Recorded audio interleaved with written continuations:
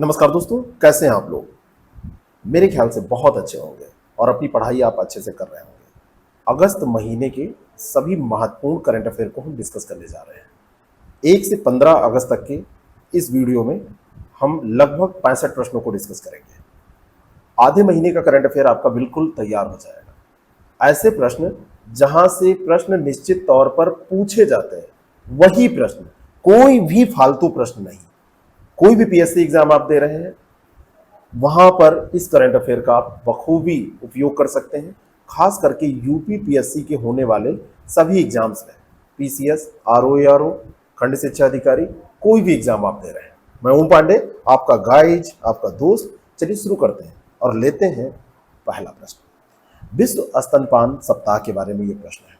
आप सभी को पता है, अगस्त के प्रथम सप्ताह में विश्व स्तनपान दिवस मनाया जाता है, सप्ताह मनाया जाता है। 1 से 7 अगस्त तक ये मनाया गया। और दूसरा है कि इस सप्ताह की थीम है बेहतर स्वास्थ्य, बेहतर स्तनपान। 2022 की जो थीम रखी गई है वो है स्तनपान शिक्षा और सहायता के लिए बढ़ाएं कदम। स्तनपान शिक्षा और सहायता के लिए कदम बढ़ाएं, step up for breast feeding education and support. तो दूसरा गलत है, पहला सही है। तो केवल सत्य कथन आपको बताना है, तो इसका सही विकल्प डी हो जाएगा। ऊपर नीचे ऑप्शन सेट करने की आजकल परंपरा चल रही है, तो आपको यह ध्यान रखना है। मादक पदार्थों की तस्करी पर सम्मेलन के बारे में निम्नलिखित कथनों में से सही कथन को चुनना है। इसका आयोजन नई दिल्ली में किया गया था। और दूसरा है, इसका उद्घाटन केंद्रीय गृह मंत्री ने किया। केंद्रीय जो गृह मंत्री हमारे हैं अमित शाह, उन्होंने इसका उद्घाटन तो किया है, इसमें कोई दो राय नहीं है। लेकिन ये जो सम्मेलन है ये चंडीगढ़ में आयोजित किया गया था, ना कि दिल्ली में। तो दूसरा सही है और पहला गलत है। तो सही उत्तर हो जाएगा ए, केवल 2। मादक पदार्थों की समस्या, सबसे बड़ी समस्या यह है कि वो युवाओं को अपने गिरफ्त में लेता है, और जिस राष्ट्र का युवा भटक जाता है वह राष्ट्र कभी सही मार्ग पर आगे नहीं चल सकता। महिला यूरो चैंपियनशिप के बारे में निम्नलिखित कथनों में से सही कथन चुनिए। इस प्रतियोगिता का आयोजन इंग्लैंड में किया गया। और दूसरा है, इसका फाइनल जर्मनी ने जीता। महिला यूरो चैंपियनशिप की बात हो रही है, इंग्लैंड में आयोजित हुई, बिल्कुल सही है। इंग्लैंड ने जर्मनी को हराया है। इसमें महिला यूरोपियन चैंपियनशिप फुटबॉल प्रतियोगिता की बात मैं कर रहा हूं, इसमें इंग्लैंड ने ही जर्मनी को हराया है। तो जर्मनी सेकंड स्थान पर रहा है, इसने जीता नहीं है। तो पहला सही है, दूसरा गलत है। सी ऑप्शन इसका करेक्ट हो जाएगा। पेरिस ओलंपिक के बारे में निम्नलिखित कथनों में से सत्य कथन चुनें। इसका आयोजन वर्ष 2028 में किया जाएगा। और दूसरा है, हाल ही में इसके आधिकारिक नारे के रूप में गेम्स वाइड ओपन का अनावरण किया गया है। पेरिस ओलंपिक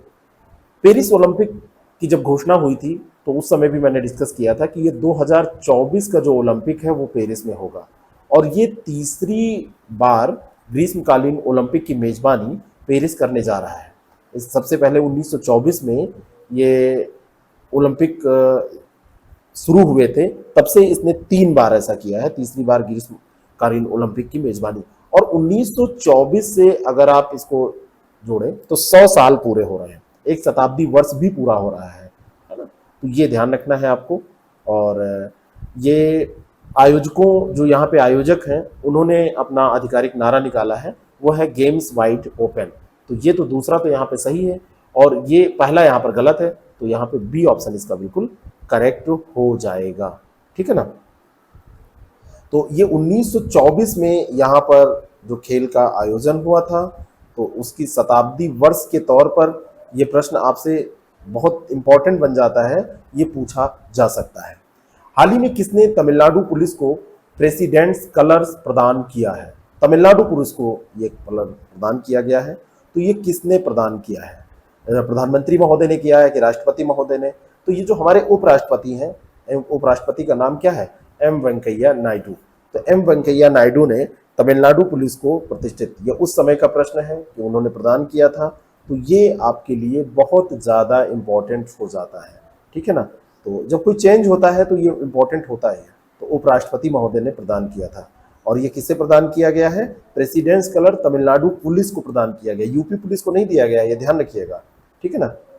अगला जो प्रश्न है, कारगिल युद्ध के दौरान कारगिल के द्रास में पॉइंट 5140 को हाल में सरकार द्वारा क्या नाम दिया गया है? पॉइंट है 5140, तो सरकार ने इसका नाम क्या रखा है? तो पहले नाम इसका नंबर्स में हुआ करता था, सशस्त्र बलों की जीत का जश्न जो ऑपरेशन विजय हुआ था, तो उसके सैनिकों के बलिदान को याद करते हुए, उनके बलिदान को श्रद्धांजलि देने के लिए, उनको श्रद्धांजलि देने के लिए 0.5140 को गन हिल नाम दिया गया है। क्या नाम दिया गया है? गन हिल नाम दिया गया है। सी ऑप्शन इसका बिल्कुल करेक्ट हो जाएगा। अगला जो प्रश्न है, मुस्लिम महिला अधिकार दिवस के बारे में निम्नलिखित कथनों में से कौन सा सही है? यह दिवस 3 अगस्त को मनाया जाता है और यह दिवस मुस्लिम महिलाओं को अनिवार्य शिक्षा संबंधी कानून बनने के उपलक्ष्य में, उसी के उपलक्ष्य के कारण मनाया जाता है। तो भारत में जो मुस्लिम महिला अधिकार दिवस है वो 1 अगस्त को मनाया जाता है, 3 अगस्त को नहीं मनाया जाता है। तो पहला स्टेटमेंट तो यहाँ पर गलत हो गया। और 1 अगस्त को पहला मुस्लिम अधिकार दिवस 2020 में मनाया गया था और ये मनाया इसलिए गया था कि ट्रिपल तलाक का जो मामला था, ट्रिपल तलाक के मामले को क्या किया गया था? प्रथा को प्रतिबंधित कर दिया गया था उसको, और कानून की उल्लंघन पे 3 साल तक की जेल का भी प्रावधान किया गया था। तो दोनों के दोनों स्टेटमेंट सही हैं, सही ही पूछा जा रहा है, तो डी ऑप्शन इसका करेक्ट है। ना तो पहला सही है ना ही दूसरा। मंकी पॉक्स वायरस के बारे में सत्य कथन आपको बताना है। हाल ही में सरकार ने नीति आयोग के उपाध्यक्ष राजीव कुमार की अध्यक्षता में समिति का गठन किया है। और दूसरा है, ये वायरस चेचक वायरस परिवार का सदस्य है। अब यहां पे आपको सत्य कथन चुनना है। वायरस का जो संदिग्ध मामला है उसके लिए टास्क फोर्स का गठन किया गया है और टास्क फोर्स का जो गठन किया गया है उसके अध्यक्ष हैं, नीति आयोग के एक सदस्य हैं वीके पॉल। वीके पॉल की अध्यक्षता में किया गया है, न कि राजीव कुमार की अध्यक्षता में। और ये चेचक वायरस परिवार का सदस्य है, ये बिल्कुल सही है। चेचक वायरस के समान ही ये वायरस होता है, जूनोटिक स्थिति का कारण भी ये बनता है, मंकी पॉक्स इसको कहा जाता है। और एक जूनोसिस वायरस है, यानी कि जानवरों से, जूनोसिस क्या होता है? जो जानवरों से, एनिमल से किसमें, ह्यूमन में चला आता है, इंसानों में चला आता है। और भारत में पहला मामला अगर आपसे पूछा जाए तो मैंने आपसे बताया था कि केरला में ये पहला मामला पाया गया था, वहीं पे दर्ज किया गया था। तो दूसरा सही है, केवल 2 इसका सही हो जाएगा। वर्ल्ड लंग कैंसर डे के बारे में निम्नलिखित कथनों में से सत्य कथन। यह दिवस प्रतिवर्ष 1 अगस्त को मनाया जाता है और दूसरा है कि यह दिवस पहली बार वर्ष 2008 में मनाया गया था। तो 1 अगस्त को मनाया जाता है, यह बात तो बिल्कुल सही है, कोई इसमें दो राय नहीं है, वर्ल्ड लंग कैंसर डे। लेकिन पहली बार ये जो मनाया गया था 2012 में मनाया गया था। ये पहली बार 2012 में international association for the study of lung cancer, उसी के सहयोग से इसको सबसे पहले मनाया गया था। और 2020 में फेफड़ों के कैंसर में लगभग 1.8 मिलियन लोगों की जान गई। WHO का ये आंकड़ा है, यानी कि लंग कैंसर बहुत तेजी से लोगों को मार रहा है या लोगों की मृत्यु का कारण बन रहा है। ठीक है, तो ये ध्यान रखना है आपको। दूसरा गलत है, पहला सही है, तो डी ऑप्शन इसका बिल्कुल करेक्ट हो जाएगा। विशिष्ट इंडोलॉजिस्ट पुरस्कार के बारे में आपको बताना है कौन सा कथन सही है। यह पुरस्कार अमेरिकी विद्वान जेफरी आर्मस्ट्रांग को दिया गया और दूसरा है, यह पुरस्कार भारतीय सांस्कृतिक संबंध परिषद के द्वारा दिया जाता है। ये जो जेफरी आर्मस्ट्रांग है ये बिल्कुल सही है, इन्हीं को ये पुरस्कार दिया गया है, लेकिन ये अमेरिकी विद्वान नहीं है, ये कनेडियन है, ये कनाडा के विद्वान है, कनाडाई विद्वान है। और ये पुरस्कार जो दिया जाता है भारतीय सांस्कृतिक संबंध परिषद के द्वारा दिया जाता है। दूसरा यहाँ पर सही हो जाएगा, ए ऑप्शन इसका करेक्ट है। और पहले प्राप्तकर्ता 2015 में इसके जर्मनी के प्रोफेसर थे हेनरिक वीरर वान स्टेनकॉन। तो ये जो है 20,000 अमेरिकी डॉलर, एक स्वर्ण पदक, एक प्रशस्ति पत्र के साथ प्रदान किया जाता है। और ये विदेशी विद्वान को भारतीय अध्ययन के किसी भी क्षेत्र में अध्ययन, शिक्षण, अनुसंधान के लिए दिया जाता है। तो इंडोलॉजिस्ट पुरस्कार विदेशियों को दिया जाता है, कोई भी विदेशी व्यक्ति हो और उसने भारतीय अध्ययन के किसी भी क्षेत्र में शिक्षण किया हो, अध्ययन किया हो, रिसर्च किया हो, डेवलपमेंट किया हो, तो उसके लिए दिया जाता है। हाल ही में गूगल द्वारा यातायात डेटा सार्वजनिक करने वाला भारतीय शहर कौन बना है? जहां पर गूगल ने यातायात डेटा क्या किया है, सार्वजनिक किया है। और ये इन्वायरमेंटल इनसाइट्स एक्सप्लोरर डेटा जारी किया है गूगल ने। और ये जो प्रथम शहर है, मतलब प्रथम स्थान जिसको मिला है वो है औरंगाबाद, है ना। तो शहर ये सार्वजनिक किया गया है औरंगाबाद का। प्रथम स्थान किसका है? औरंगाबाद। तो ये ध्यान रखना है आपको, सार्वजनिक रूप से इसको लॉन्च किया गया। एनवायरमेंटल इंसाइट एक्सप्लोरर नामक एक सुविधा गूगल ने लॉन्च की है और इसके अंतर्गत जैसे शहर में जो कार्बन उत्सर्जन है, उसके स्रोत, उसका विश्लेषण, उत्सर्जन को कैसे कम किया जाए, इसकी स्ट्रेटेजी, इन सब के बारे में बात करता है गूगल। और 4 शहरों में औरंगाबाद को पहले शहर के रूप में इसने चुना है। पहला शहर है औरंगाबाद। प्रेस ब्यूरो, सूचना जो प्रेस सूचना ब्यूरो है पीआईबी, उसके बारे में पहला कथन है कि हाल ही में जयप्रकाश को इसका महानिदेशक बनाया गया है और दूसरा है इसकी स्थापना 1919 में की गई थी। तो ये 2 स्टेटमेंट आपके पास हैं। तो सत्येंद्र प्रकाश जो हैं वो इसके अभी अध्यक्ष बने हैं, ना कि जयप्रकाश, तो पहला गलत है। और सत्येंद्र प्रकाश वहीं पे भारतीय सूचना सेवा के ये वरिष्ठ अधिकारी हैं, तो इनको अध्यक्ष बनाया गया है। इनको मतलब प्रधान महानिदेशक नियुक्त किया गया है। दूसरा सही है, जून 1919 की बात है, जलियांवाला बाग हत्याकांड जब हुआ था, तो मतलब उस ईयर में, तो उसी ईयर में जून 1919 में इसकी स्थापना हुई थी। ठीक है, तो ये दूसरा सही हो जाएगा। तो इसमें असत्य आपसे पूछा जा रहा है, तो पहला असत्य है, डी ऑप्शन इसका करेक्ट हो जाएगा। पिच ब्लैक अभ्यास के बारे में निम्नलिखित कथनों में से सही कथन चुनिए। यह सैन्य अभ्यास ऑस्ट्रेलिया में आयोजित किया जाएगा। और दूसरा है यह एक द्विवार्षिक सैन्य अभ्यास है। और तीसरा है इसका पहला संस्करण वर्ष 1991 में आयोजित किया गया था। ऑस्ट्रेलिया में इसका आयोजन होना था, बिल्कुल सही बात है। पहला इसका ये स्टेटमेंट सही हो जाएगा। ये एक द्विवार्षिक सैन्य अभ्यास है, ये भी सही है। और तीसरा है कि इसका पहला संस्करण 1991 में हुआ था, तो 91 नहीं 1981 से होता आया है। तो तीसरा यहाँ पर गलत हो जाएगा, पहला और दूसरा सही है। सी ऑप्शन इसका बिल्कुल करेक्ट हो जाएगा। रॉयल ऑस्ट्रेलियाई वायुसेना और भारतीय वायुसेना उसके द्वारा मतलब पिच ब्लैक आयोजित किया जाता है। कोविड-19 महामारी की वजह से ये 4 साल के बाद हो रहा है।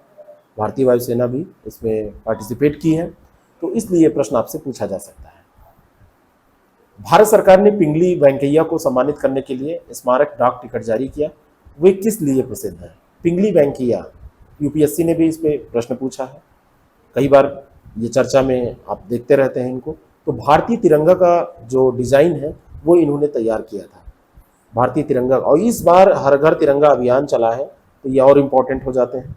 और आंध्र प्रदेश के रहने वाले थे। महात्मा गांधी ने जब विजयवाड़ा में भारतीय राष्ट्रीय कांग्रेस की बैठक की, तो तभी इन्होंने इनके डिज़ाइन को मंजूरी दी थी। तो जो राष्ट्रीय ध्वज हम देखते हैं तो वो उसी डिज़ाइन पर आधारित है।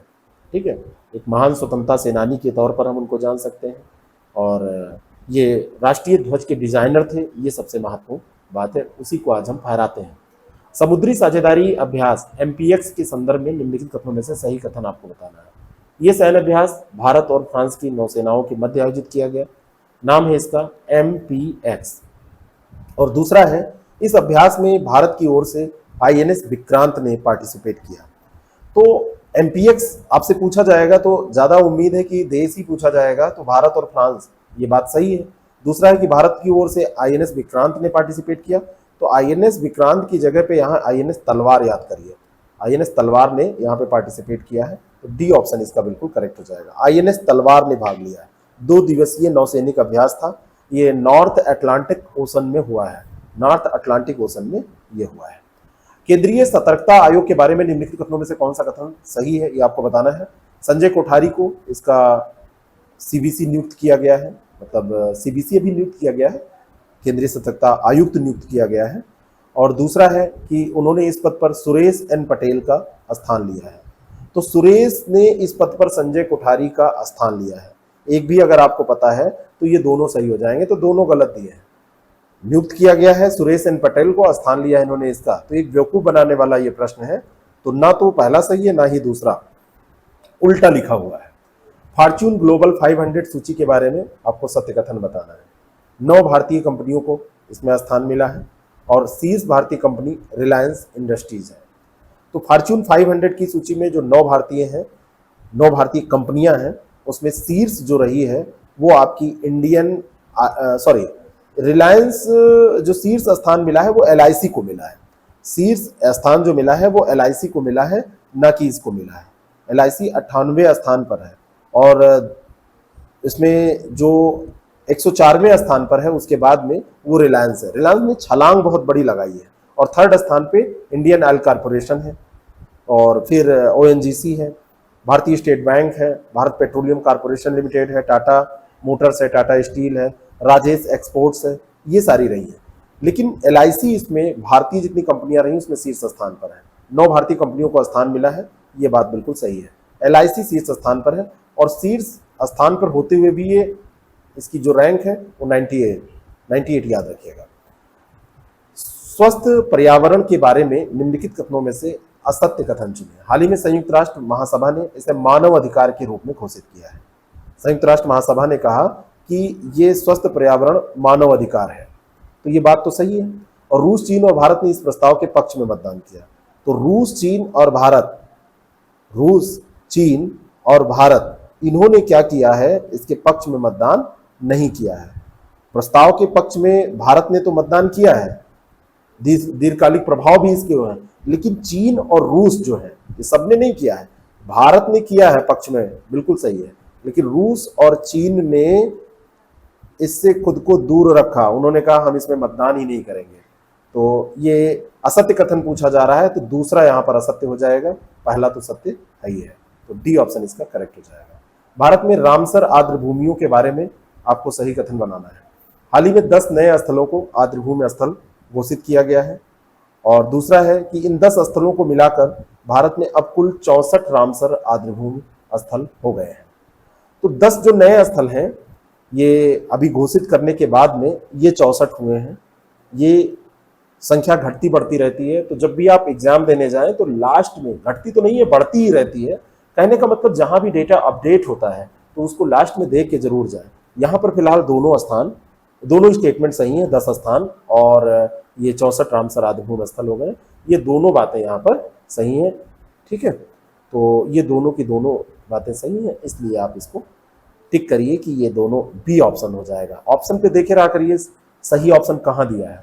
हाल ही में आरबीआई की मौद्रिक नीति समिति ने रेपो दर को बढ़ाकर कितना कर दिया है। रेपो दर क्या होता है? रेपो दर आप जानते हैं, वह ब्याज दर होती है जिस पर बैंक जो होता है वो सरकार से क्या करता है, उधार लेता है, ठीक है। और अगर रेपो दर बढ़ जाएगा तो जो उधार की दर है वो बढ़ जाएगी, तो इससे महंगाई बढ़ेगी, लोन महंगे हो जाएंगे। तो इसको कर दिया है, इसको जो पढ़ाते बेसिस पॉइंट होते हैं, तो बेस पॉइंट जो है वो 50 बेस पॉइंट बढ़ाया। 4.9 था, 50 बेस पॉइंट बढ़ाने के बाद 5.4 हो गया। 4.90 था, 5.40 हो गया। तो सी ऑप्शन इसका बिल्कुल करेक्ट हो जाएगा। युद्ध अभ्यास के बारे में कथन आपको बताना है कि कौन सा असत्य है। ये सत्य असत्य का जो गेम है ये जीएस में बहुत तगड़े से चल रहा है, तो पेपर सेट करते समय ये किया जाता है, तो आप सावधानी बरतें। यह अभ्यास भारत और जापान के बीच में किया जाता है, पहला ही गलत हो गया, क्योंकि जो युद्ध अभ्यास है वो भारत और यूएसए के बीच में किया जाता है। और दूसरा है कि इसका आयोजन उत्तराखंड में किया गया, ये दूसरा स्टेटमेंट है। तो इसका जो आयोजन है ये कहां पर किया गया ये भी आपको जानना है। तो ये उत्तराखंड में ही किया गया। 2021 में जो इसका आयोजन था ये यूएसए में किया गया था, एक बार वहां होता है, एक बार यहां होता है। और उत्तराखंड में एक स्थान पड़ता है औली, तो औली में इसका आयोजन अक्टूबर में किया जाएगा। तो किया गया भले लिख दिया गया है, ये भविष्य को ध्यान में रखते, यानी कि ये ध्यान रखिएगा उत्तराखंड में इसको आयोजित किया जाएगा। कब? अक्टूबर में, 14 से 31 अक्टूबर के बीच में। तो गलत पूछा जा रहा है, तो केवल पहला गलत है, दूसरा यहाँ पर सही हो जाएगा। International dairy federation world dairy summit का आयोजन कहाँ पर प्रस्तावित है? ये इसलिए इंपॉर्टेंट है, वैसे डेयरी का कोई कॉन्फ्रेंस हो, फेडरेशन समिट हो, कुछ भी तो हमारे लिए इंपॉर्टेंट नहीं है, लेकिन ये क्योंकि इंडिया में हो रही है तो स्थान जानना भी इंपॉर्टेंट है। ये नई दिल्ली में, डी ऑप्शन इसका बिल्कुल करेक्ट हो जाएगा। इंटरनेशनल डेयरी फेडरेशन वर्ल्ड जो डेयरी समिट है वो 12 सितंबर से नई दिल्ली में होगी, 12 सितंबर से। दुनिया का सबसे बड़ा तैरता और सौर ऊर्जा संयंत्र किस शहर में बनाया जाएगा? तो ये है खंडवा, और खंडवा आपका पड़ता है मध्य प्रदेश में। डी ऑप्शन इसका बिल्कुल करेक्ट हो जाएगा। सबसे बड़ा तैरता सौर ऊर्जा संयंत्र कहाँ बनाया जाएगा? खंडवा में। 600 मेगावाट का ये होगा। कभी कभी आपसे ये भी पूछा जा सकता है 600 मेगावाट का ये होगा, किस नदी पे? तो ये नर्मदा नदी पर एक पड़ता है ओंकारेश्वर बांध, ठीक है, तो वहीं पर ये बनाया जाएगा, नर्मदा नदी पर। चिराग योजना के बारे में दो कथन दिए हुए हैं। ये मध्य प्रदेश सरकार द्वारा शुरू की गई है और इसका उद्देश्य ईडब्ल्यूएस छात्रों को निजी स्कूलों में मुफ्त शिक्षा देना है ना। सत्य कथन बताना है आपको कि ये चिराग योजना किससे रिलेटेड है। तो ये हरियाणा जो सरकार है, हरियाणा सरकार ने इसको शुरू किया है। किसने शुरू किया है? हरियाणा सरकार के द्वारा ये शुरू की गई है और इसका उद्देश्य है ईडब्ल्यूएस छात्रों को निजी स्कूलों में, प्राइवेट स्कूलों में मुफ्त शिक्षा देना, चिराग योजना। तो हरियाणा में है, तो पहला स्टेटमेंट यहां पर गलत हो जाएगा, दूसरा सही हो जाएगा, तो डी ऑप्शन इसका करेक्ट हो जाएगा। ध्यान रखिएगा। राष्ट्रीय हथकरघा दिवस के बारे में आपको सही कथन बताना है।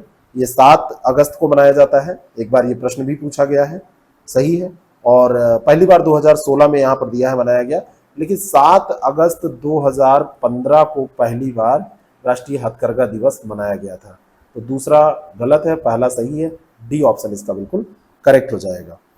तो वर्ष 1905 में आपको याद होगा 7 अगस्त 2015 की तिथि क्यों चुनी गई। तो इसी दिन कोलकाता में टाउन हॉल में एक महा जनसभा हुई थी, तो उसमें स्वदेशी आंदोलन की शुरुआत की गई थी। 7 अगस्त 2015 में जब डेट चुनी गई थी, तो ये वही 7 अगस्त 1905 की जो वो शुरुआत थी स्वदेशी आंदोलन की, उसी कारण से इसको चुना गया था।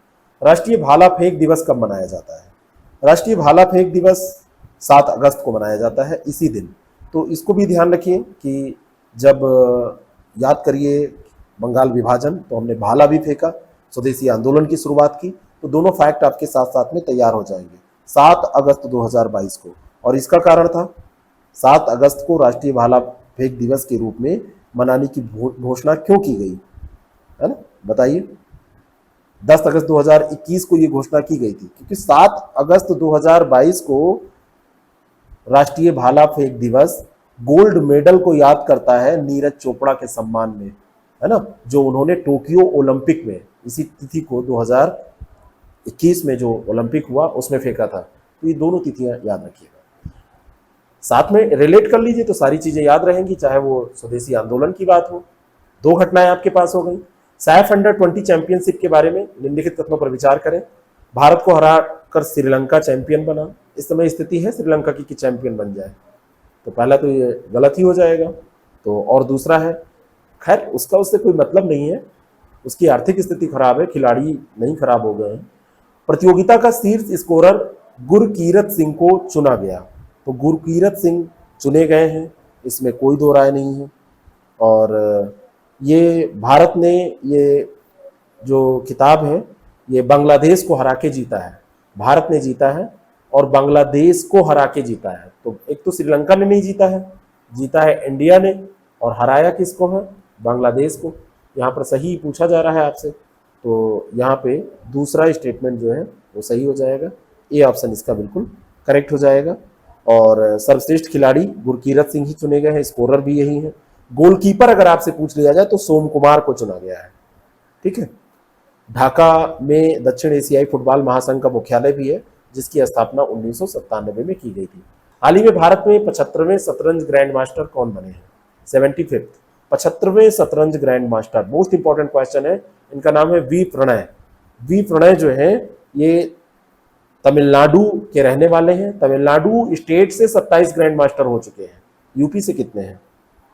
अभी विश्वनाथन आनंद वहीं के हैं, डी गुकेश भी वहीं के हैं, आर प्रज्ञानंदा भी वहीं के हैं, प्रज्ञानंदा जो है, और ये सब ग्रैंड मास्टर हैं, आप जानते हैं। यूपी से कितने हैं?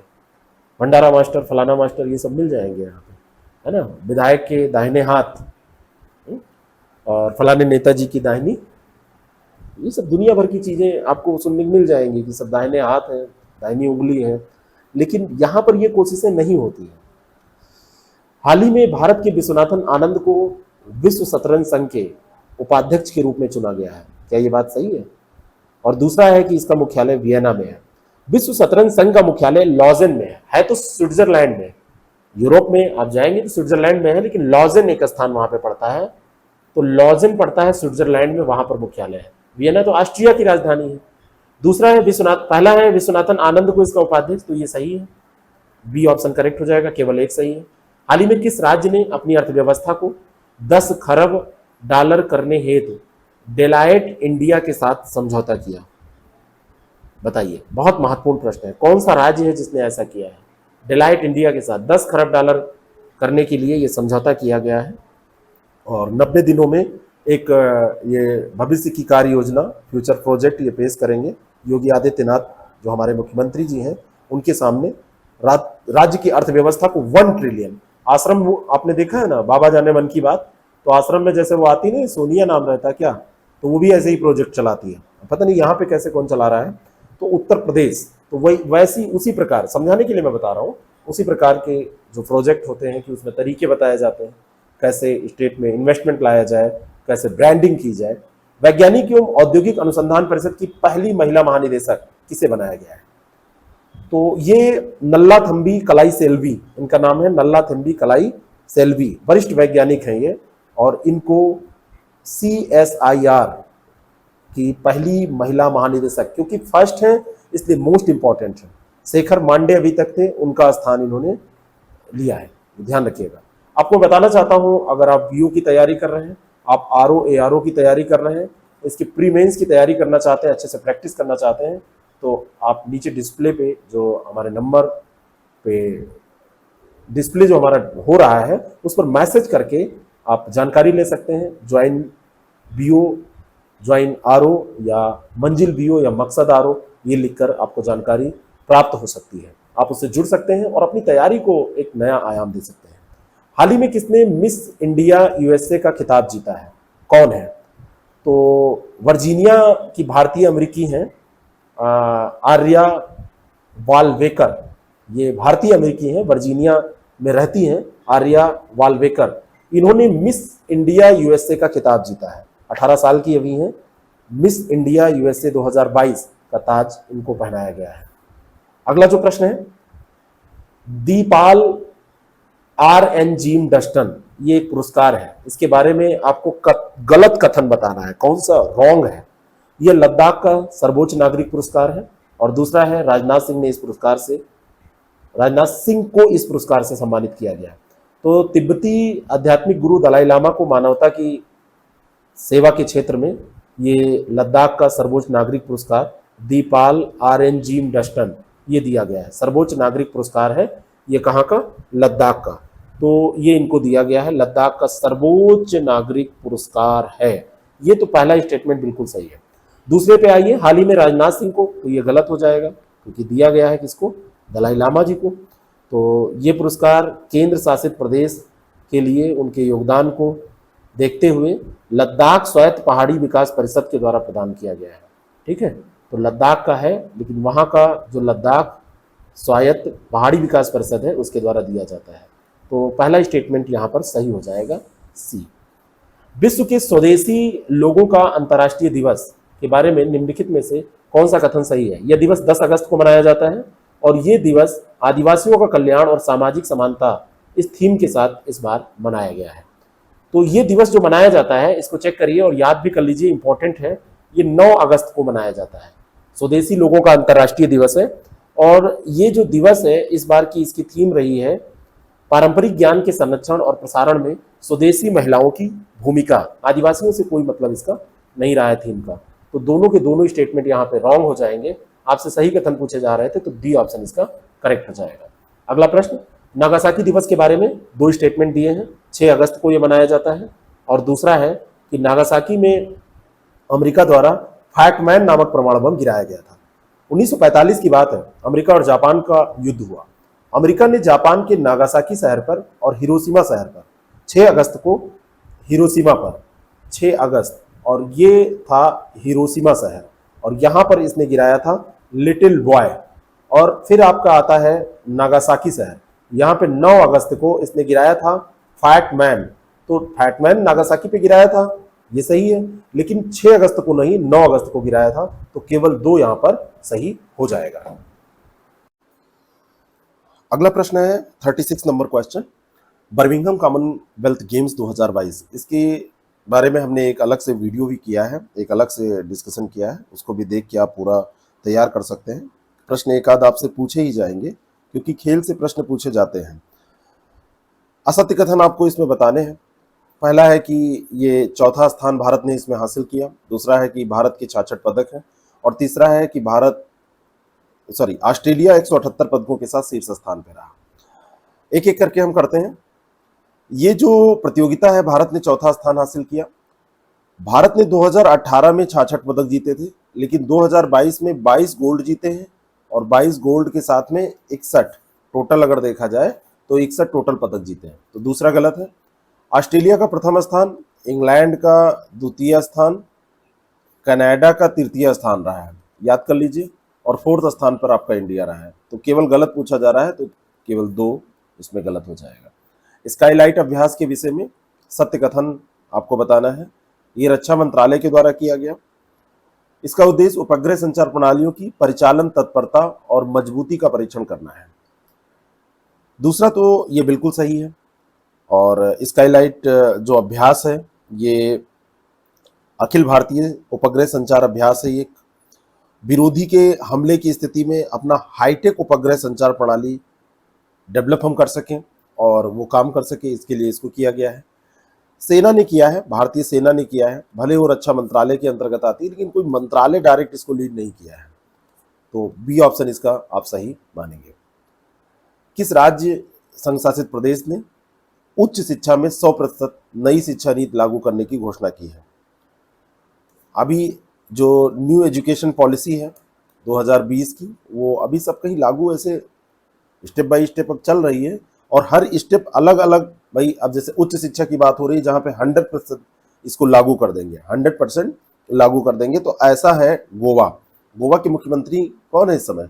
प्रमोद सावंत यहाँ के मुख्यमंत्री हैं।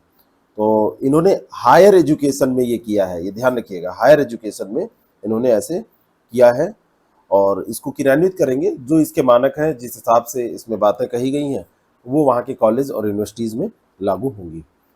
नए टैक्स प्लेटफॉर्म पर पेमेंट गेटवे सूचीबद्ध करने वाला पहला बैंक कौन सा है? पहला बैंक कौन सा है? तो नए टैक्स प्लेटफॉर्म पर पेमेंट गेटवे सूचीबद्ध करने वाला ये बैंक है फेडरल बैंक। कभी कभी इकोनॉमी के तहत आपसे ऐसे करंट अफेयर पूछे जाते हैं, वैसे ये बैंकिंग में ज़्यादा इंपॉर्टेंट क्वेश्चन है। तो फेडरल बैंक जो है, इसने ऐसा किया है। पेमेंट गेटवे क्या होते हैं? पेमेंट गेटवे एक इन्होंने क्या किया है, एप्लीकेशन लॉन्च किया है, इसके माध्यम से ऑनलाइन भुगतान प्रक्रिया आसान हो जाएगी। वैसे पेमेंट जो गेटवे होते हैं, जैसे आप किसी वेबसाइट से कोर्स कोई बाय करते हैं, कोई कोर्स परचेज करते हैं, या आप रेलवे टिकट करते हैं, तो वहाँ पे आपको एक मिलता है किसी न किसी बैंक का, जैसे पेटीएम का, एसबीआई का, जैसे आप यूपीपीएससी का फॉर्म भरते हैं, जहाँ पे आप पैसा जब उसको अपने डिडक्ट कराते हैं अपने अकाउंट से, तो वो उस बैंक के पास जाता है या उस कंपनी के पास जाता है जिसका पेमेंट गेटवे है, और फिर वहाँ से उस इंस्टीट्यूट को दिया जाता है। तो ये गेटवे की तरीके से ये होता है। तो ये नए टैक्स प्लेटफॉर्म पर इसने अभी पेमेंट गेटवे फेडरल बैंक ने करवाया है। भारत की आज़ादी के 75 साल पूरे होने पर किस कंपनी ने इंडिया की उड़ान पहल शुरू की है? भारत की आज़ादी के 75 साल पूरे हुए, बहुत कुछ हो रहा है, हर घर तिरंगा अभियान भी चलाया गया है और बहुत सारी चीज़ें। इसके लिए इंडिया की उड़ान पहल भी शुरू की गई है, और ये पहल शुरू की है गूगल ने। देखिए, भारत बहुत बड़ा मार्केट है, भारत से ज़्यादा पैसा, भारत से ज़्यादा कस्टमर अलग मिलना मुश्किल है, और जैसे जैसे अभी हम डेवलप कर रहे हैं तो गूगल के गिरफ्त में ही आ रहे हैं। तो गूगल भी समझ रहा है कि अगर यहाँ पे इंडिया की उड़ान और 75 साल पूरा होने पर जश्न नहीं मनाओगे तो समस्या होगी ही।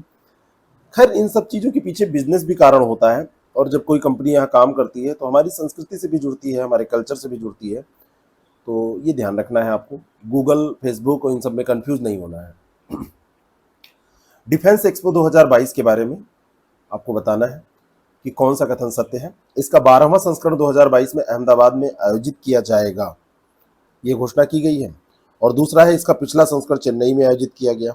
तो जो 12वां संस्करण है ये गुजरात में हुआ था सॉरी, गुजरात में 12वां संस्करण का आयोजन गुजरात के गांधीनगर में किया जाएगा, अहमदाबाद में नहीं किया जाएगा, गुजरात में ही, लेकिन ये गांधीनगर में किया जाएगा, न कि अहमदाबाद में।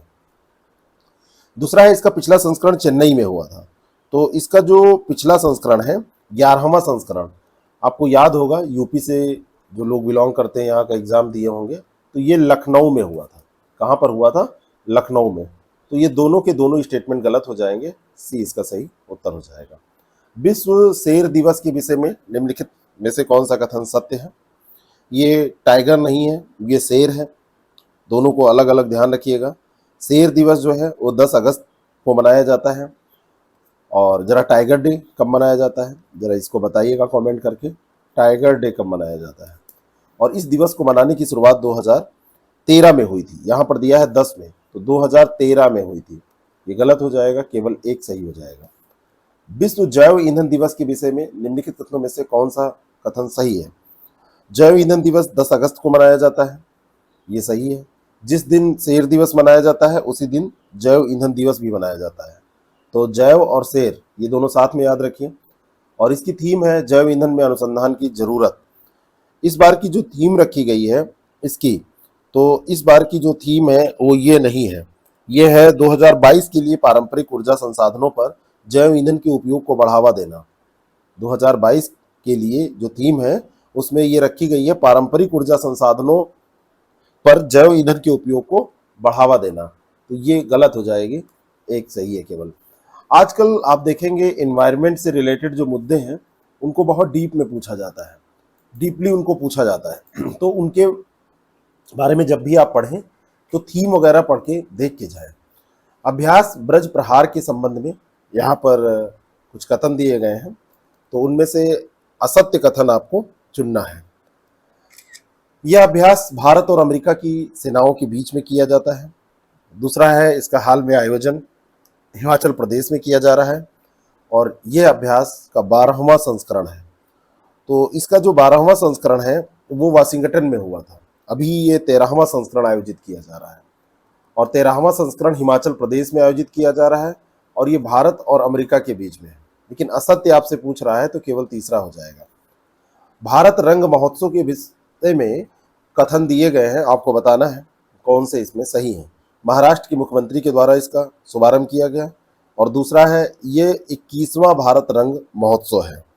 तो जो रंग महोत्सव है ये भारत रंग महोत्सव, ये मुंबई में रवींद्र नाट्य मंदिर है, वहां पर इसका शुभारंभ किया गया है और ये 22वां, इतना डीप खैर आपसे कभी पूछा नहीं जाएगा, लेकिन याद रखिए महाराष्ट्र में इसको किया गया है, वहां पे रवींद्र नाट्य मंदिर है वहां पर किया गया है और इसको किया है भगत सिंह कोश्यारी ने, वहां के राज्यपाल हैं जो गवर्नर हैं, उन्होंने इसका शुभारंभ किया, मुख्यमंत्री ने नहीं किया है। तो दोनों कथन ये गलत हो जाएंगे, बी ऑप्शन इसका करेक्ट हो जाएगा। जो राष्ट्रीय नाट्य विद्यालय है इसके बारे में भी थोड़ा सा हमको जानना चाहिए, क्योंकि इसके अध्यक्ष हैं रमेश चंद्र गौड़। रमेश चंद्र गौड़ ने इसकी अध्यक्षता की है भारत रंग महोत्सव की। और राष्ट्रीय नाट्य जो विद्यालय है ये नई दिल्ली में है। 1999 में इसकी स्थापना हुई थी, बहुत पुराना नहीं है, 1999 में इसकी स्थापना हुई थी। नेशनल थिएटर फेस्टिवल यहाँ पर होता है, इसके बारे में जब हम लोग चर्चा करेंगे कभी तो देखेंगे। लेकिन ये नाट्य जो विद्यालय है ये 1999 में स्थापित हुआ है, इसको ध्यान रखना है आपको। हाल ही में किस राज्य के मुख्यमंत्री द्वारा रेडियो जयघोष का शुभारंभ किया गया? रेडियो जयघोष, और ये अपना यूपी है, उत्तर प्रदेश। तो ये मोस्ट इंपॉर्टेंट है। उत्तर प्रदेश का करंट अफेयर वैसे भी हम अलग से देखेंगे, जुलाई का करंट अफेयर आपको मिल जाएगा उत्तर प्रदेश का, तो उसको देख लीजिएगा। जून तक का, तो जनवरी से जून तक का पूरा हमने डिस्कस किया है, जुलाई के करंट अफेयर भी हम डिस्कस कर लेंगे। उसमें कुछ क्वेश्चन हमको मतलब अच्छे क्वेश्चन बनाने थे, इस कारण से टाइम लगा। फिर अगस्त का भी आपको मिल जाएगा। ये अगस्त का पहला एपिसोड है जिसमें हम 15 तारीख तक का डिस्कशन कर रहे हैं और फिर अगले एपिसोड में हम 15 के बाद का डिस्कशन करेंगे। अगर आपको ये पसंद आता है तो आप अन्य लोगों को भी इसको शेयर कर सकते हैं। पापुआ न्यूगिनी के बारे में निम्नलिखित कथनों में से सही कथन आपको चुनना है। हाल ही में जेम्स मारेप यहाँ के प्रधानमंत्री चुने गए हैं और दूसरा है ये विश्व का चौथा सबसे बड़ा द्वीप है। पापुआ न्यूगिनी में अभी जेम्स मारेप को फिर से शीर्ष पद के लिए नामित कर दिया गया है। प्रधानमंत्री की पोस्ट वहाँ भी सबसे बड़ी पोस्ट होती है और प्रशांत महासागर क्षेत्र में यह एक स्वतंत्र राष्ट्र है और इसकी राजधानी क्या है? Port Moresby. पोर्ट मोरेस्बी इसकी राजधानी है, ये आपसे पूछी जा सकती है, पोर्ट मोरेस्बी। और यहां पर मैं आपको ये बताना चाहता हूं, ये चौथा नहीं, पापुआ न्यू गिनी दूसरा सबसे बड़ा द्वीप है। सबसे बड़ा है ग्रीनलैंड, और ग्रीनलैंड के बाद में अगर आप आएंगे तो ये सेकंड स्थान पर आता है पापुआ न्यू गिनी। तो दूसरा गलत है, पहला सही है। देखिए, जो आपको ये जेम्स मारेप के बारे में आपसे हो सकता है ना पूछा जाए, लेकिन पापुआ न्यू गिनी के बारे में प्रश्न आपका ज्योग्राफी में भी पूछा जा सकता है, तो इसको इस लिहाज से तैयार रखिए। अंतर्राष्ट्रीय युवा दिवस के बारे में कौन सा कथन सही है, उसको आपको चुनना है। ये 12 अगस्त को मनाया जाता है और ये पहली बार 2002 में मनाया गया था। उद्देश्य होता है युवाओं की जो आवाज़ है, युवाओं की आवाज़, उनके कार्य, उनके द्वारा किए गए आविष्कार, इनको पूरी दुनिया के सामने रखा जाए। कोई समस्या है, चाहे चाहे वो सकारात्मक चीज़ है, हर चीज़ को, भाई युवा आगे जो भविष्य है हमारा, उसके नाविक हैं। अगर राष्ट्र की नौका की हम बात करें, भविष्य में खेवनहार कौन है, तो युवा ही हैं। और युवाओं के लिए ये एक मौका होता है कि उनकी आवाज़ को बुलंद किया जाए।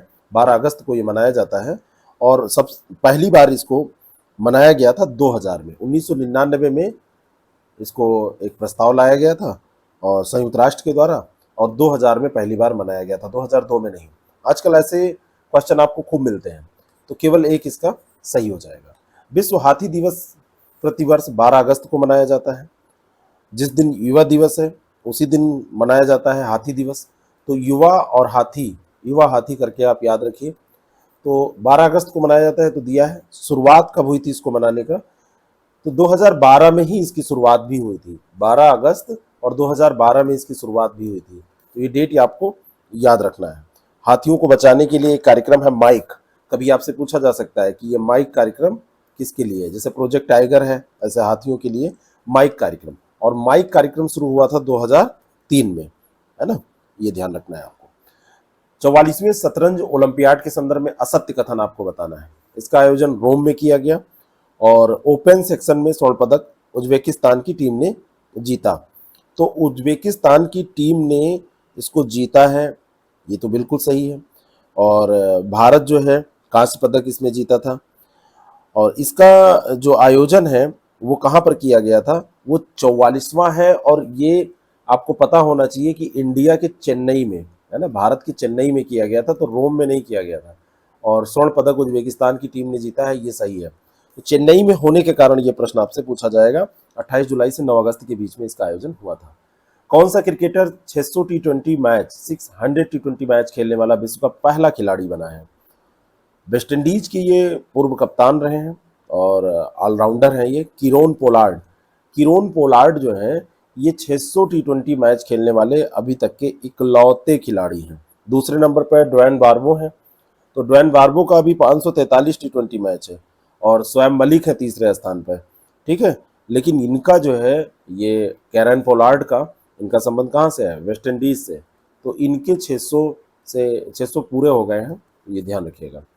अगला जो प्रश्न है, हाल ही में शशि थरूर को किस देश के सर्वोच्च नागरिक पुरस्कार से सम्मानित किया गया? अगर कहा जाता है कि इंडिया में किसी को अंग्रेजी आती है तो शशि थरूर को आती है। शशि थरूर एक पहले आप कह सकते हैं IFS थे और उसके बाद में फिर ये राजनीति में आ गए, कांग्रेस पार्टी से बिलोंग करते हैं और अपने स्टेटमेंट्स के कारण चर्चित रहते हैं। फ्रांस ने इस कांग्रेस के वरिष्ठ नेता को फ्रांस का सर्वोच्च नागरिक सम्मान सेवेलियर दी ला लीजन दी ऑनर, इससे सम्मानित किया है। तो ये देश है फ्रांस। बी ऑप्शन इसका करेक्ट हो जाएगा। लेखन, भाषण, इनका दोनों उत्कृष्ट है। फुटबॉल खिलाड़ियों पर विचार करें। वाइचिंग भूटिया, मनीषा कल्याण, सुनील छेत्री, किन किन खिलाड़ियों को सर्वश्रेष्ठ फुटबॉलर चुना गया है? तो इसमें मनीषा कल्याण और सुनील छेत्री को अभी चुना गया है 2021-22 सत्र के लिए। अखिल भारतीय फुटबॉल महासंघ के द्वारा ये घोषणा की गई है। तो दूसरा और तीसरा यहाँ पर सही हो जाएगा। बी ऑप्शन इसका बिल्कुल करेक्ट हो जाएगा। छेत्री को ये 7वीं बार दिया गया है और मनीषा को इस पुरस्कार के लिए पहली बार चुना गया है। तो मनीषा ये फर्स्ट टाइम है और ये 7th टाइम इनको चुना गया है, 7वीं बार इनको चुना गया है। विश्व अंगदान दिवस के विषय में निम्नलिखित कथनों में से कौन सा कथन सही है? यह दिवस 13 अगस्त को मनाया जाता है। कब मनाया जाता है? 13 अगस्त को। और ये दिवस शुरू हुआ था 1964 में। तो 13 अगस्त तो सही है, लेकिन इसकी शुरुआत भारत की आज़ादी के 7 साल बाद 1954 में, ठीक है, ऐसे आप याद रखिए कि 1954 में इसको मनाने की शुरुआत हुई थी। वैसे ये विश्व अंगदान दिवस है, याद करने के लिए आप कुछ भी कैसे भी याद कर लें। और रोनाल्ड दी हैरिक नाम के एक व्यक्ति ने अपने जुड़वा भाई को अपनी एक किडनी दान की थी, तो वहीं से जोसेफ मरे ने इसको किया था। और ये सब खैर कहानी आपसे नहीं पूछा जाएगा। अंगदान करने की बात जहाँ तक आती है तो कई बार जानें इससे बच जाती हैं। लोग मृत्यु के बाद भी अंगदान करते हैं, लोग घोषणा कर देते हैं कि हमारे मरने के बाद अंगदान करना चाहिए, हमारा हो जाए। तो खैर ठीक है, ऐसा करना भी चाहिए। अगर किसी की ज़िंदगी सुधर सकती है तो आपकी तो फिर वैसे भी जानी ही है। सारे पार्ट अब जब शरीर में जान ही नहीं रही तो कोई मतलब नहीं है। उदार शक्ति संयुक्त सैन्य अभ्यास भारत और किस देश के मध्य किया गया? तो भारतीय वायुसेना का जो एक दल था अभी मलेशिया गया, तो उदार शक्ति सैन्य अभ्यास में ही वो पार्टिसिपेट करने गया था। तो भारत और मलेशिया के बीच में ये किया गया। बी ऑप्शन इसका करेक्ट हो जाएगा। संयुक्त राष्ट्र सैन्य पर्यवेक्षक समूह के बारे में निम्नलिखित में से कौन से कथन सही हैं, उसको चुनना है। ब्राजील के गुइलेर्मो पाब्लो रियोस को इसका प्रमुख नियुक्त किया गया है, संयुक्त राष्ट्र सैन्य पर्यवेक्षक समूह। तो और दूसरा है कि इसकी स्थापना 1949 में हुई थी। तो संयुक्त राष्ट्र महासचिव जो हैं उन्होंने अभी ये घोषणा की थी, और गुइलेर्मो पाल्मो रियोस को इसका प्रमुख नियुक्त किया गया है। ये भी बात बिल्कुल सही है, लेकिन ये ब्राजील के नहीं है, ये हैं अर्जेंटीना के। अर्जेंटीना के ये हैं, तो यहाँ पर सही होते हुए भी ये ब्राजील के कारण ये स्टेटमेंट गलत हो जाएगा। और इसकी स्थापना 1949 में की गई थी, बिल्कुल सही है। और कश्मीर का जो प्रथम युद्ध हुआ था 1947 से 48 के बीच में, तो भारत ने कश्मीर मुद्दे पर संयुक्त राष्ट्र के सदस्य देशों का ध्यान आकर्षित किया था और संयुक्त राष्ट्र सुरक्षा परिषद से उसी समय कॉन्टेक्ट किया था। तो उसी में इसी क्रम में जब भारत ने ये डिमांड की थी तो 1948 में ये एक मध्यस्थता विवाद की जांच करने के लिए और मध्यस्थता करने के लिए एक इसने क्या किया था, भारत और पाकिस्तान के लिए संयुक्त राष्ट्र आयोग की स्थापना की थी संयुक्त राष्ट्र संघ ने। और फिर अप्रैल 1948 की बात है, इसमें यूएनसीआईपी और यूएनएमओजीआईपी के रूप में इसको फिर पुनर्गठित किया गया था। तो ये ध्यान रखिएगा, ये भारत के प्रयास से हुआ था, इसलिए कभी भी आपसे पूछा जा सकता है। 49 में हुआ था और भारत ने रिक्वेस्ट किया था, भारत ने मतलब हेल्प मांगी थी, तो हुआ था ये। तो उस आगे ये अब एक जैसे होता है क्या, कभी कभी छोटे छोटे काम एक नजीर पेश करते हैं। इस्माइल 75 पहल के बारे में निम्नलिखित कथनों में से कौन सा गलत कथन है? पहला है, ये पहल महिला एवं बाल विकास मंत्रालय द्वारा शुरू की गई है। तो पहला स्टेटमेंट आप देखिए। और दूसरा, 1000 करोड़ रुपए इसके लिए आवंटित किए गए हैं। तो इसके लिए जो आवंटन है वो 100 करोड़ रुपए का किया गया है। और ये जो है ये सामाजिक न्याय एवं अधिकारिता मंत्रालय, सामाजिक न्याय एवं अधिकारिता मंत्रालय के द्वारा किया गया है। तो पहला भी गलत हो जाएगा, तो दोनों के दोनों यहाँ पर गलत हो जाएंगे ए, क्योंकि गलत ही आपसे पूछा जा रहा है। विश्व संस्कृत दिवस किस तिथि को मनाया जाता है? संस्कृति नहीं है, ये संस्कृत है। संस्कृत जो लैंग्वेज है, भाषा है। तो हर साल ये श्रवण पूर्णिमा के अवसर पर मनाया जाता है और लगभग ये 12 अगस्त को। 1969 में ये पहले बार मनाया गया था, 12 अगस्त को ये मनाया जाता है। सी ऑप्शन इसका बिल्कुल करेक्ट है, विश्व संस्कृत दिवस है ये। बीसीसीआई द्वारा महिला आईपीएल टूर्नामेंट किस वर्ष प्रस्तावित है? तो महिलाओं की इंडियन प्रीमियम लीग ये मार्च 2023 में होनी है। 5 टीमें इसमें हिस्सा लेंगी बीसीसीआई के द्वारा जो ये आयोजन किया जाएगा। तो मार्च 2023, अगर इसमें और सटीक आपको याद करना है तो आप इसमें मार्च को भी ऐड कर लीजिए। विभाजन विभीषिका स्मृति दिवस के बारे में निम्नलिखित कथनों में से सही कथन चुनिए। यह दिवस 13 अगस्त को मनाया जाता है। और दूसरा है कि वर्ष 2022 में इसका दूसरा संस्करण मनाया जा रहा है। तो 14 अगस्त को प्रधानमंत्री मोदी ने विभाजन के दर्द को याद करते हुए ये घोषणा की थी। 14 अगस्त 2021 का दिन, यानी 14 अगस्त 2021 एक साल पहले की बात है जब प्रधानमंत्री ने घोषित किया था। पहली बार तब ये मनाया गया था 14 अगस्त को, क्योंकि ये उसी दिन विभाजन हो गया था रात में। पाकिस्तान अपना स्वतंत्रता दिवस भी 14 अगस्त को मनाता है, भारत 15 अगस्त को मनाता है।